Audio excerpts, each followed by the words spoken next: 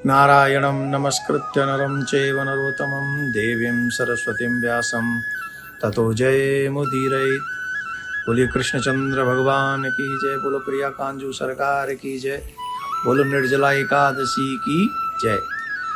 सभी श्रोता प्रेम पूर्वक इस वीडियो में हम और आप सभी निर्जला एकादशी कब है, उसका पारायण कब है, उसकी कथा क्या है, इस पे हम चर्चा करेंगे। याद रहे, इस निर्जला एकादशी की कथा को सुनने अथवा सुनाने से भी स्वर्ग की प्राप्ति होती है। इसलिए हम सभी को, हमारे बच्चों को भी निर्जला एकादशी व्रत की कथा सुननी चाहिए और सुनानी चाहिए। ज्येष्ठ मास की शुक्ल पक्ष की एकादशी को किस नाम से जाना जाता है, उसकी कथा क्या है, उसका महत्व क्या है, धर्मराज ने भगवान श्री कृष्ण से ऐसा पूछा। तो भगवान श्री कृष्ण ने कहा, ज्येष्ठ मास की शुक्ल पक्ष की एकादशी का नाम निर्जला एकादशी है और यह बहुत ही पुण्यदायक है।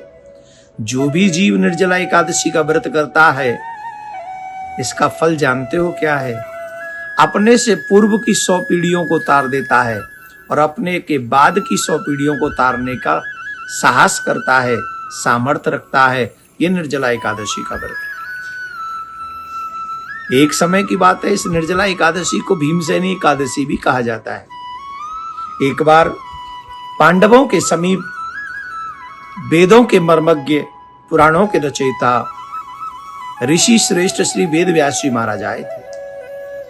उस समय धर्मराज से सत्संग करते हुए वेद व्यास जी महाराज ने कहा, मनुष्य जीवन प्राप्त करने के बाद कृष्ण पक्ष और शुक्ल पक्ष की एकादशियों पर मनुष्य को अन्न का त्याग करना चाहिए।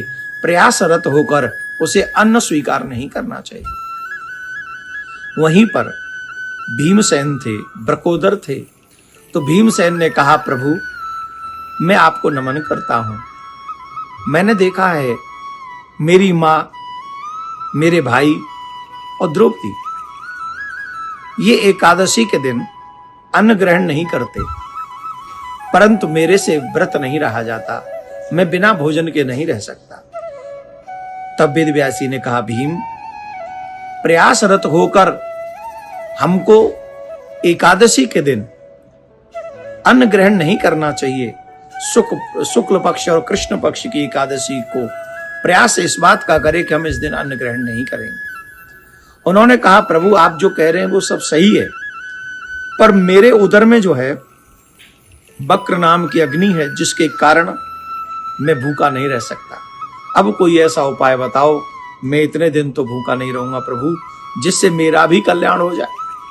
तब वेद व्यास जी महाराज ने कहा, तुम ज्येष्ठ मास की शुक्ल पक्ष की एकादशी, जिसे निर्जला एकादशी कहते हैं, अगर तुम इस व्रत को करोगे तो एक ही व्रत से तुम्हें समस्त एकादशियों का फल प्राप्त हो जाएगा। तो कैसे रहना चाहिए? बोले ब्रह्म मुहूर्त में उठना चाहिए, स्नान करना चाहिए, स्नान के बाद संकल्प करना चाहिए और फिर लक्ष्मी नारायण भगवान का पूजन करना चाहिए।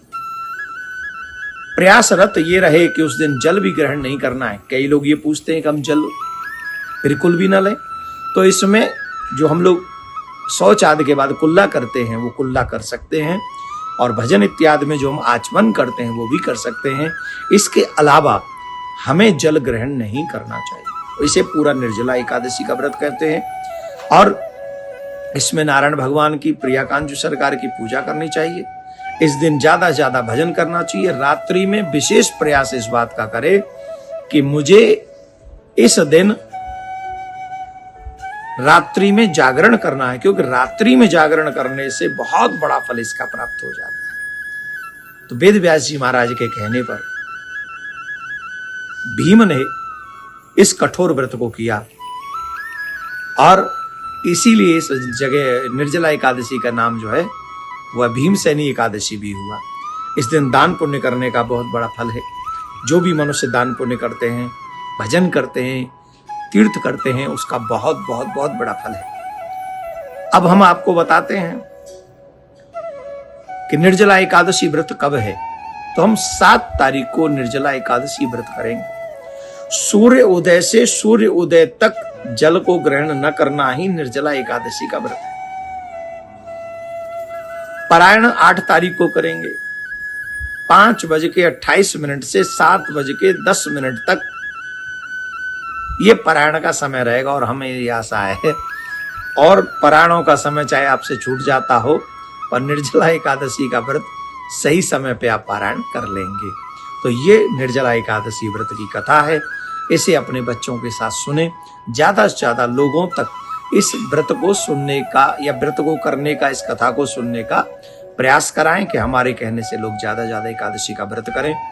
और व्रत करने का बहुत बड़ा पुण्य है, मोक्ष प्राप्त कराने वाला, 100 पीढ़ियां तारने वाला ऐसा व्रत है निर्जला एकादशी का व्रत। प्रिय कांजू सरकार आपके इस व्रत को संपूर्ण करें, निर्विघ्न संपूर्ण करें, और आपके घर में यूं ही मंगल के बाजे बजते रहें, यूं ही आनंद होता रहे, यही प्रार्थना करता हूं। जय श्री राधे, राधे राधे।